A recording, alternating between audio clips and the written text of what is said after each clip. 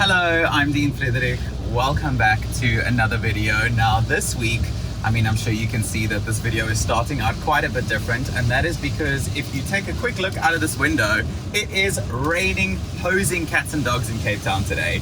But I am driving the 2022 KIA Carnival, and if you ask me, I think that the Carnival name is rather fitting because I have been having so much fun driving this car.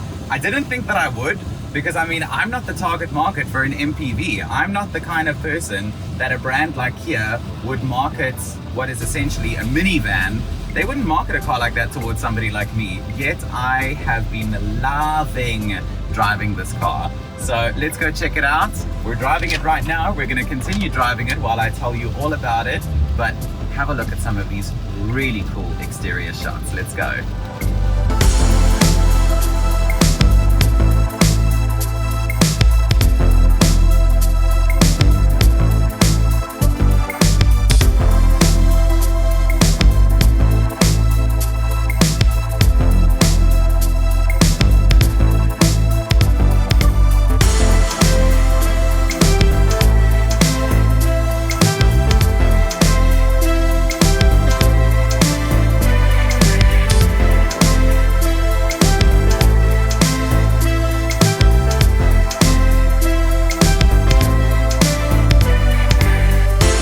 So the Carnival is essentially the replacement of the Sedona.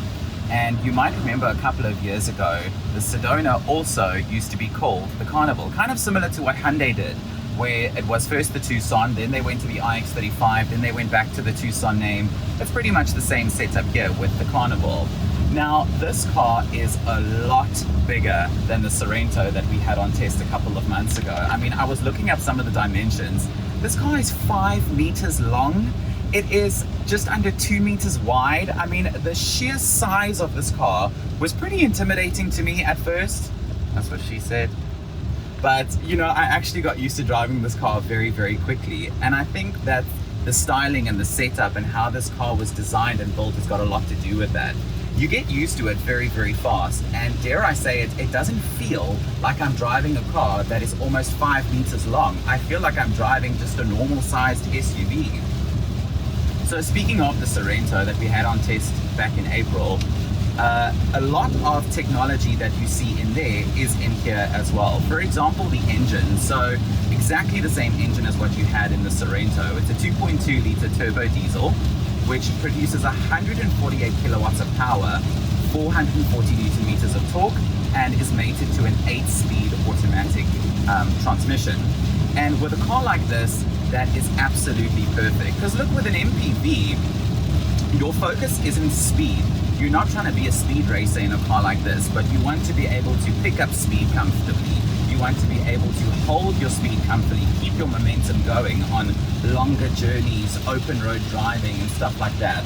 And this car does that very, very, very well.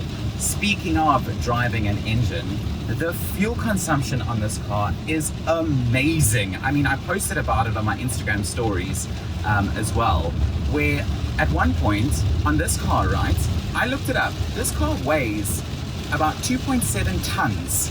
2.7 tons, okay? 6.4 liters per 100 kilometers. Are you actually insane? How good is that fuel consumption? So for a car this size, that was something that stood out to me immediately. And I'm sure you can see sitting around me, looking around me while I'm driving, is that this interior is very nicely designed. It is super swanky, super luxurious inside here. Oh, now all these puddles. The rain in Cape Town is nuts. You can see all of this next to me. It is raining cats and dogs in Cape Town today, but this interior is so sleek, so modern, very upmarket. And I think that that's really cool because, when you drive an MPV or a minivan, as some people normally call it, practicality and convenience and all that sort of stuff is a priority. And I don't disagree with that. But while that is a priority in this car, luxury definitely is as well. This is, of course, a people mover. This is a car that is focused on carrying large amounts of people, families with children, that sort of stuff. So because of that, there are safety features abound. on this car. This is an absolute like bit of a surprise for me because I didn't know that I was going to enjoy driving an MPV as much as I have. But I think what we should do is I think we should probably pull over so that I can take you through the rest of this interior, because this car is really cool and I really want to show you more about it. Okay, so we've pulled over now because the rain is just not letting up, and so we're going to do this interior shot over here, but nevertheless the lighting is good enough at least so you can still see. So I'm sure it doesn't take you very long to take a look around this interior and know that it is quite funky. This model that we have with us today, this is the SX Limited, and this is one model just below the top of the range. So it starts at the EX model, which is essentially the entry level, and I use that term loosely because these cars are very well spec pretty much no matter which model in the range you pick. And that one starts at a base price of just under 800,000, and you have 4 models in the range, goes all the way up to the SXL. That one is priced at just over R1 million, 1,024,995 rand. And this one is one model below that. This is just shy of R1 million. And it doesn't take you very long to figure out that you get a lot for your money. I mean, aside from the size of this car and the space, I'm going to take you through the back in just a second, but sitting up here in the driver's seat, there really is just about everything you can think of to make sure that if you are a parent with kids, or if this is a car that is used for, let's say, charter services, transport services, private transport hire, that kind of stuff, you really are getting just about everything. So a lot of the tech that's in here is very reminiscent of the Sorento that we had on test just a while ago. One of the things that stood out to me just about immediately when I first got into this car, which I really liked about the Sorento as well, was this massive 12.3 inch infotainment screen, which does have full smartphone integration. So you've got Apple Android, listen to me, you've got Apple CarPlay and you've got Android Auto with all your functionality inside here, Bluetooth connection, all that kind of stuff. You can use your Google Maps and your Waze and all of that. This model doesn't have a navigation system built into it, which I think is quite okay. I mean, I was talking to our camera guy, Yaku, who's behind you right now, and I was telling him how I think that that's fine, because these days with smartphone integration, we all use the maps on our phones, the Google Maps or your maps on an iPhone or Waze and whatnot. So if you have the smartphone integration, it's fine. You don't need the GPS system. Full climate control air conditioning system down here, wireless charging for your smartphone, storage all over the place. I mean, we've got the cup holders here, we've got a massive center console in here, another storage compartment here, in the doors, all over the place, around the back as well. So comfort, convenience, luxury, it is just all over the place. Another thing that I quite like as well, which I didn't think I was going to, is a bit of a two-tone vibe that this interior has going on. Do you see it? I mean, you've got the black here, you've got the piano black down here, which, by the way, I said it in my previous video about the cherry, the piano black, the fingerprints. So yes, I got a lot of heat about this. Where is it? What did I do with it? My lappy. Where's my lappy? There's my lappy. I got my lappy, okay? Everybody was coming at me. They were like, why did you say lappy? Because a lappy is important. So I've got my lappy all over the place that I keep using to wipe up the fingerprints. But the piano black does still look really cool as well. This rotary gear knob, which I also think is very cool. I think it looks super snazzy, super sophisticated. With this model, you've got heated and cooling seats up in the front over here. You also have lots of systems to help you park easily and safely. Like I said, this car is massive. So parking it, I was like, oh, yes, like it, you know, how am I going to be able to do this? But thanks to 360-degree cameras, I've got parking sensors in the front, parking sensors at the back, and a reverse camera. Parking this car was actually very, very easy. Keyless entry and keyless start on this one as well. You've also got buttons on here to be able to open the sliding doors at the back also. Those are fully electric, which you might have probably seen on the exterior shots at the beginning of the video. And I mean, pretty much everything that you would come to expect from a car at this price point, from a car of this size, considering the market that it's focused on, you've got all those niceties, you know, the multifunction steering, lane keep assist, steering assist as well, automatic headlights, LED tail lights, this beautifully bright instrument cluster over here, which, by the way, one model higher on the SXL will have the fully digital cluster like we saw on the Sorento that we had on test a couple of months ago. 3 USB ports up here in the front, USB ports all over the place at the back, which I will show you in a second. I mean, I could go on and on and on about everything that is in here. This car is so awesome. Let's go check out the back. All right, so I'm in the back of the Carnival right now, and as you can see, I am sitting so comfortably. The Carnival is a 7-seater. From what I understood from reading through the brochure when I was studying up last night before we came to film today, there is an 8-seater option on the Carnival as well, which will then have a 3rd seat here in the middle. Personally, if I was in the market for a car like this, I don't think I would pick the 8-seater, specifically because it is just so nice and roomy in the back here, and you're able to move around so easily with the configuration like this that I don't think I would want to compromise that. But it is an option. If you are looking for a car that seats more than 7 people, this is then also something to consider. As I was saying when I was sitting in the front, how it is just comfort, convenience, and luxury all over the place. That is very much still applicable here to the back. I mean, these seats, it's like an aeroplane seat. I'm sitting at the back here very comfortably. I've got armrests on both sides. So, I mean, I've said it in so many previous videos, I'm such a sucker for a good armrest, I really am. And so I'm sitting super comfortably. The backrest on these seats are adjustable. You can also adjust these seats further forward or backward, depending on how much space you need, how much legroom you need. And something else which I said would also be really cool to do, because these seats are on rails and are completely removable. Don't you think it would be pretty cool as well if you took these and flipped them around and had these seats facing the 3rd row at the back? I mean, you could do such a cool road trip in this car where everybody at the back is chatting and hanging out. And okay, you might be alienating your driver a little bit. So I don't know, maybe just make the person who's driving somebody that you don't like very much, then you don't have to worry about talking to them. But you can do that. You can take these seats, flip these around, and then you've got like this whole full-on hangout space going on at the back here. Something else which I thought was really cool when I first got this car a couple of days ago. I mean, I've seen cars with, you know, these massive panoramic sunroofs and stuff like that, and it's very cool. But this car has a dual sunroof. So there's one at the front and another one here at the back. And how cool is this, right? This one opens completely as well. I mean, I won't do it now because we'll flood inside here. It is storming in Cape Town today, but this opens completely as well. How cool is that? That's not something that I've seen on another car before.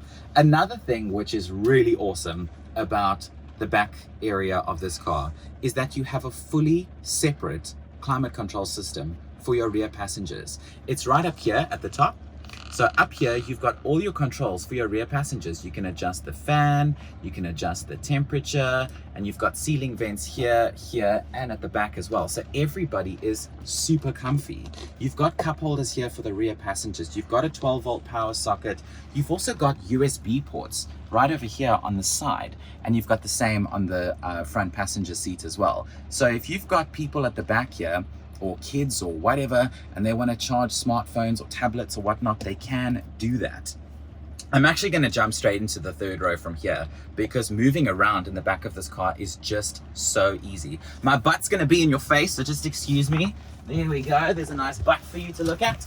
But jumping into the 3rd row at the back here, it is so comfy. I mean, as you can see, I still have so much space. You've got storage compartments on the side here, same with that side over there. You've got USB ports at the back here even as well. You've even got little sunshades. How cute is this, right? Little sunshades for right at the back. If you're sitting at the back here on a long trip and you just want to, you know, go have a little napsies, pull up your little sunshade at the back. These sunshades are on the 2nd row as well, just so by the way. And the amount of space and convenience and comfort in here. I've said those words so many times because that is just what comes to mind over and over and over again. This car is really, it surprised me. It really has. I mean, like I said a little bit earlier, I'm not the target market for a car like this. I'm not a person with a family and children and things like that, but I still think this car is so cool. Imagine a road trip in a car like this. Don't you think the road trip in here would be so fun? You go up to like Kruger Park or take a road trip up the coast or something like that. Even just camping like an hour away from Cape Town or whichever city you live in for a weekend. You can go on trips so lekker in this car, especially with all the space in the back. So speaking of space, right? You have 1,139 liters of boot space in the back there right now with the seats like this. So your boot space is immense. Take that all out, you've got over 4,000 liters of space. These fold completely flat into the floor behind me. These are completely removable. So you basically then turn your car into like a massive, really fancy panel van, which, I mean, just comes back to comfort, convenience, all that kind of stuff.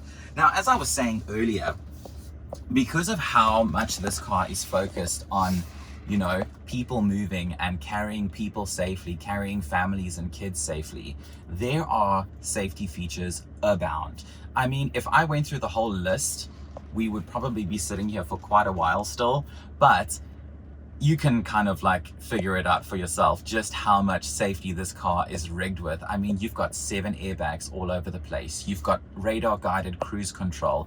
You've got the cameras all over the place to make sure you're parking safely and driving safely. You have seatbelts, ISOFIX all over the place. You've got ISOFIX here, you've got ISOFIX here, you've got ISOFIX at the front. So if you have small kids that still drive in car seats, they can sit pretty much anywhere in here so super duper safely. I can really go on about this car forever because there is just so much in here on offer to people. I mean, what is there not to like? What is there not to like? Nothing, because the design is good, safety is amazing, technology is awesome. Okay, maybe the price. There was someone previously when I had the Sorento on test, somebody said to me, they asked me how much was the Sorento, and then when I told them, they said to me, oh, R1 million for a Kia. And I said, well, yeah, but think about it, right? So a car like this one that we're driving right now is just shy of R1 million. But then you have a 5-year unlimited mileage warranty. You have a 5-year roadside assistance as well. And you have a 5-year, 90,000 kilometer full maintenance plan. So your service and your maintenance costs are all covered. Fuel consumption is amazing on this car, as I was saying earlier. So you're not going to be spending through your neck on fuel. You're not going to be spending through your neck on maintenance. And so pretty much the only time you really ever spend money on this car is when you buy it and when you need to put fuel in it. Everything else is covered. So value for money, even though this is a car that is just shy of R1 million, which, let's be honest, it's not cheap, but it offers you so much. And I think that that's something that's worth talking about, something that we need to kind of recognize with this car. So the Kia Carnival, previously known as the Sedona, previously known as the Carnival, now once again known as the Carnival, competes with other cars like, for example, Mercedes-Benz V-Class, also competes with Hyundai Staria, and also competes with the Opel Zafira Life. Now, those are all also very practical MPVs that look good, that offer a lot, and worth looking into. But I think that if you are looking for something that is very comfortable, very convenient, again, something that is very safe, and also has that really nice touch of luxury, this is definitely something to look into. I do know that overseas there is a V6 petrol variant of this that is offered. To my knowledge, that is not available in South Africa. Even if it was, I don't think I would recommend it, because we all know the price of fuel these days, and especially with a car that is this big and this heavy in a V6 is going to be very heavy on fuel. So engine performance on this car is really good. If you are somebody who is, you know, looking for something that is practical for your family, for your children, or for a transport company, private charter services, all that kind of stuff, I would highly suggest you go and check out the Kia Carnival, because this is just such a cool car. In road trips would be the bomb in a car like this. So I definitely think that this is something for you worth looking into if you are one of those people. Thank you so much for hanging out with us today, for checking out the Kia Carnival, this really cool, fun car that I wish I would be able to keep it for longer and then go away for the weekend, because it would be so much fun. My name is Dean Friederich. Please don't forget to like this video, subscribe to the channel if you haven't already. We will of course be putting out more videos in the future. Comment below, what do you think of the Kia Carnival? What do you think of it? Do you think it's really cool? What do you like about it? What do you not like about it? What do you think Kia shouldn't have done differently? Let me know. Thanks so much for watching, and I'll see you soon.